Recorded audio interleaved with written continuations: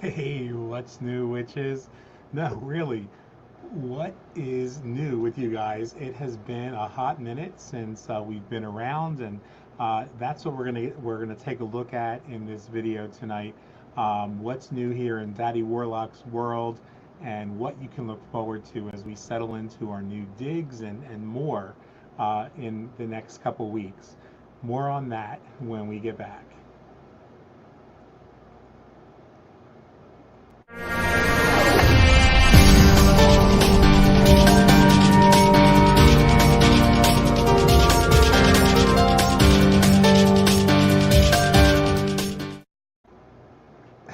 So we're back, and as you could tell, things are just a little bit chaotic, a little frazzled, and rough around the edges. We've had to dismantle the altars behind us and start packing things. So let's just dig in. And like I said, I know it's been a couple weeks since we've been able to get content out there. So I thought that the first thing I would do is kind of fill you guys in a little bit on what's new and why we've been gone for a couple weeks. Every year when we do the brew and the inner alchemy series, we go on hiatus at the usually the last week of August through most of the month of September. This year we had planned to come back a little bit early, but things just got really crazy. And there's our signature car that decides to go down the alley every single time we do a show. So the first thing that happened that was new, that, as many of you probably already know, is I got married. Craig and I tied the knot on September 6th at the Capitol Rotunda here in the Commonwealth of Pennsylvania, and it was amazing. We had some friends that joined us and came together for the afternoon just to witness our exchange of vows and take pictures, and then we headed over to a local pub nearby and spent a couple hours with friends there, toasting our relationship, and then we were off to our honeymoon, which was in Niagara Falls, in Ontario, Canada. And I got to tell you guys, we fell in love with Canada all over again. I had been there many times and spent quite a bit of time in Toronto and in Vancouver, and I absolutely love Canada. I love the Canadians, but while we were there, it was just palpable the difference in the attitude, the energy, that the psychic energy, the spiritual energy, however you want to call it, you just could feel it. That when you're not under a repressive regime that's trying to destroy freedom and democracy and everything like that, that there is just this amazing feeling of inclusion and plurality that was just incredible to witness and to be part of. So, like I said, we were there for just a short time and absolutely fell in love with Canada and the Canadian people. So eventually, we know that we will probably end up in Canada. Um, and that brings us to the next step. We were coming back with the idea that we were going to be packing things up and getting ready to move into a lease purchase situation. And plans on that fell through. The property was just not satisfactory, not what we were really looking for, not what we had hoped for. But we are still moving. That just meant that there was a new challenge to overcome, some new obstacles to work through, because we have less than 2 weeks that we have to be out of here when our lease expires to find a place. But I believe tonight we solved that challenge, and so we are still moving, and that's one of the reasons why we've not been doing the shows in the month of September, because things are really chaotic. We had to, like I said, dismantle the stuff that's usually the backdrop for our programs. There are boxes everywhere and packing tape, and it's just pandemonium for the next, I would say, probably week and a half or so, as we get ready to move into the new place. But there are some really exciting things that are coming, and one of those is a master class called A Year of Magic of Thinking Magically.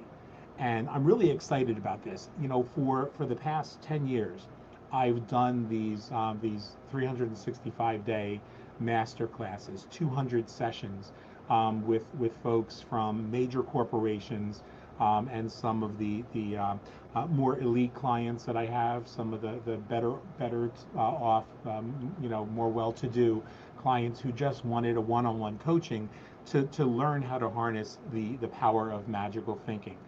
And so we would do these for an entire year, and the just the impact, the results, the experience itself, even for me, was always just amazing. And so I thought, while we were up in Canada, what if I made that available to everybody? Now, I know that you know, in the past 10 years, those of you who've been around and know, are familiar with my work, you know, that's been almost a $4,000 commitment that corporations make for their top level CEOs and you know, C-level employees. But we wanted to make this something that was going to be accessible to everybody. So I'm really excited. Imagine engaging in a thoughtful journey along with others who are equally committed to making the next 365 days, beginning around Samhain, a journey that could change your life, change your health, change your spiritual practice and your relationships, something that could make your experience of life richer. And now imagine that comes with materials, electronic books, resources that you can actually take into your daily life, regardless of what your background is, and regardless of where you're coming from personally, philosophically, or spiritually. Imagine being challenged to learn how to think in a different way, to learn how to see the world that you experience in a different way.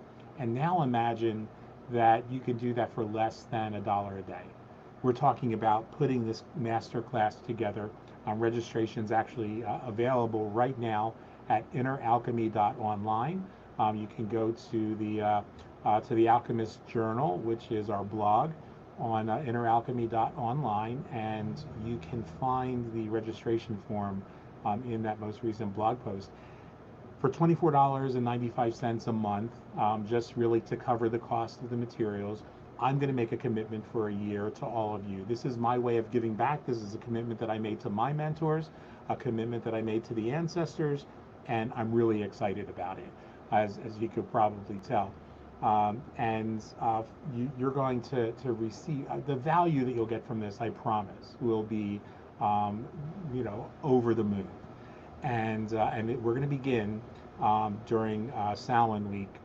So it's going to be, you've got a couple weeks left to, excuse me, to get registered. You don't have to, you put your wallet away right now. We're not going to invoice people until right before the class begins.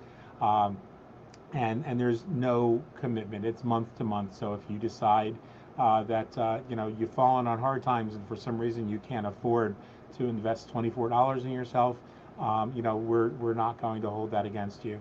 And you're free to skip out for that month and miss out on the materials and so forth. But that's one of the biggest announcements that we've got. So that's A Year of Thinking Magically. You can find more information.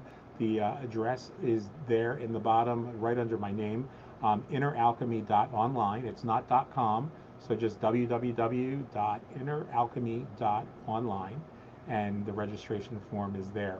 Now we're also going to begin a new series on beginning witchcraft and practical magic. I'm excited about this too. This is going to happen right around the same time that we begin A Year of Thinking Magically.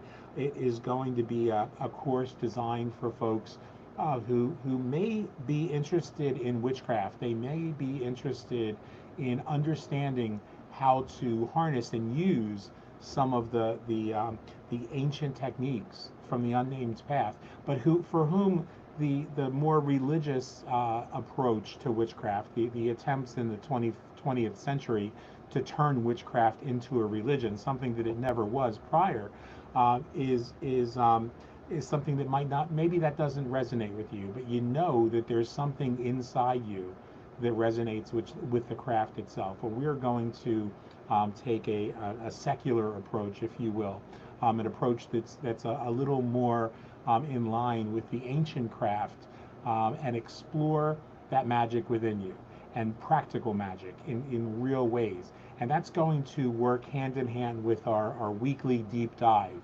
into Italian folk magic, shamanism, and chaos magic, the magical tradition that I grew up in as a hereditary witch.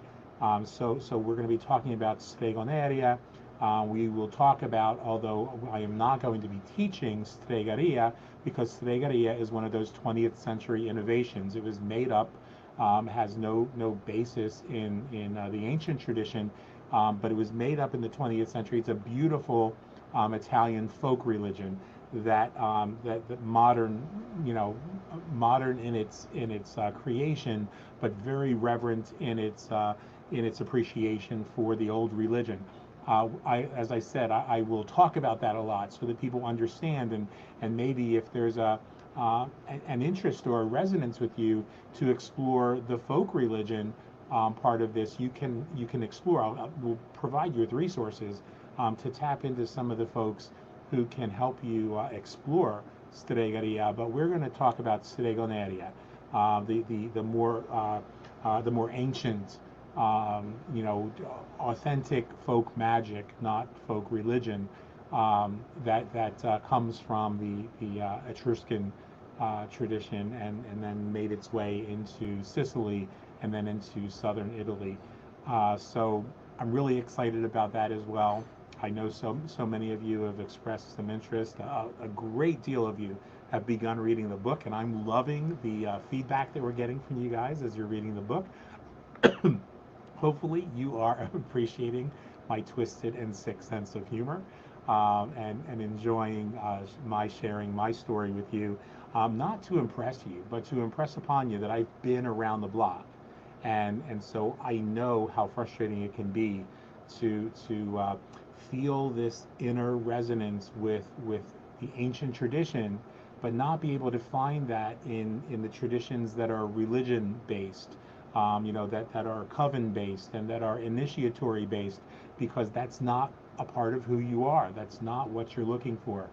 I want to be able to help folks to fill that void, and maybe find that place, which may or may not be the tradition that I'm teaching, but it may give you a jumping off point to explore deeper and find more of what it is that you're looking for. So again, our stated intention when we started this channel was that on Wednesdays and Saturdays, or Wednesdays and Sundays, I believe, we were going to upload new content.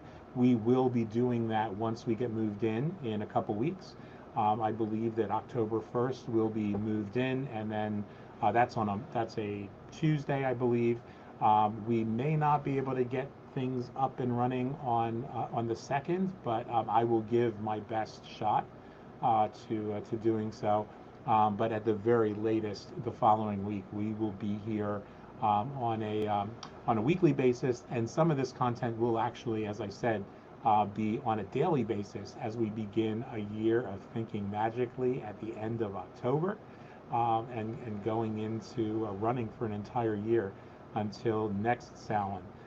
So I'm really excited about those things. I hope that each one of you that are watching this are well. I would love to hear from you. Tell me what's new, what's going on with you. If you find value in this channel, be sure to like and subscribe. We really appreciate that. And drop me a comment, even if it's just to say hello, because without you, this is just a dress rehearsal. I like and live for the engagement with you guys, because that lets me know the topics that are important to you, the things that you want to see us cover, and questions that you might have as we start to roll out some of this content. So guys, I appreciate each and every one of you. I have absolutely no clue how long our program was today. I know that it's been short, but hopefully it has been a little bit exciting for you guys. Thank you for everybody for the amazing outpouring of love during our wedding week. I really had just an incredible experience, as did Craig, of really being surrounded by so many of you, including folks that we just met like a week or two before that, who said, we really love who you are and what you're about, and we're going to come to the Capitol Rotunda and celebrate your big day with you. And they did. And folks like Angela and the ladies that came with you, I really uh, was touched. I was really moved. And we had, I'll leave you with one short anecdote. While we were there, it was clear that the homophobic Republicard, I'm sure, who is the maintenance person there, the janitor, if you will, who sets up for weddings and events and speaking engagements there, really got his panties in a knot when he saw Craig and I kiss on the steps of the rotunda. And so after we were done, and the entire ceremony took a period of maybe 15, 20 minutes. We were taking pictures the whole time. The wedding actually occurred earlier in the day, but we shared our vows because a lot of our friends were there and had not heard our vows. So we repeated our vows so the photographs would look very authentic and in the moment. And when we exchanged rings, we kissed one another, and we self-united. We didn't have a minister there. We didn't buy into the heteronormative or Abrahamic traditions of having ministers necessary to confect that wedding, because we recognized our love itself was the sacrament. Our love itself was the officiant. And so when we kissed one another, I guess Missy just got his panties in a knot, and followed us outside and said, "Was that a wedding?" And you said you were just going to do wedding photos, and I said that's what we did, was wedding photos. And yes, we did exchange our vows while we were in there. Why, may I ask? Does it matter to you? Um, I didn't want to ask why he wasn't cleaning toilets and doing his job and had time to come out and hassle us. But he said, well, then it wasn't a real wedding. And I said, is there a point to your badgering us? Otherwise, get the fuck inside, because I'm done dealing with you. Well, I'm going to get the Capitol Police, and they're standing by. Well, they weren't actually standing by. They were standing right inside the door doing their job, which was making sure that they monitor the folks that come in through the metal detector and so forth. And it was just, and then we were outside and we kissed again because they wanted some, our guests wanted photographs of the kiss with the backdrop of the beautiful Pennsylvania Capitol. And so he just got his panties in a knot, and we laughed. We could have gone back inside. We had the space reserved for a full hour, and we had probably about 40 minutes left that we could have gone inside and sung Kumbaya for all I fucking care. But we didn't. We took our celebration across the street to the 704 lounge, where everybody had a toast and wished us well as we got ready to head out to Niagara Falls, which was gorgeous and amazing. And I'll find a way in the coming weeks to use some of that footage maybe in our shows, so that you guys can see the gorgeous light shows of the lights that get shined on the falls themselves. And where we were was gorgeous because you got to see the American Falls, you got to see Horseshoe Falls, and of course the smaller Bridal Veil Falls. All three of the views of the falls at Niagara, just incredible and so romantic and so much fun. And we ate ourselves into oblivion, and then had to come back here to begin this moving process. So guys, know that I love and appreciate each and every one of you. We are looking forward to really rocking this thing in 2019 and 2020, and appreciate your patience as we've been gone for the last couple weeks. I promise you, once I am in the new place and we're set up, the content will be consistent. The content will be value oriented. It will be specifically targeted to your wants and needs, the things that you tell us you'd like to see more of. We're going to bring those to you. And again, my biggest excitement is around bringing this regularly $4,000 annual package to the masses at $24 a month for the 365-day year of Thinking Magically. And I can only promise you that every single year, the responses that I get from the people who've been taking this, like I said, at the $4,000 price point, say that it was worth every penny. They want to do it again, and they, in fact, do book it for the following year. But what I'm really excited about is now we're going to bring it to the masses. Now we're going to make this content and all of the resources available to the everyday folks who are really trying to put the magic back into their daily lives at a time when we certainly need it. As we say at the end of every one of our programs, stay in the moment, be grateful for what you've got. That gratitude opens the door for the abundance that's waiting for you. And always remember, my friends, the best is yet to come. We'll talk to you soon.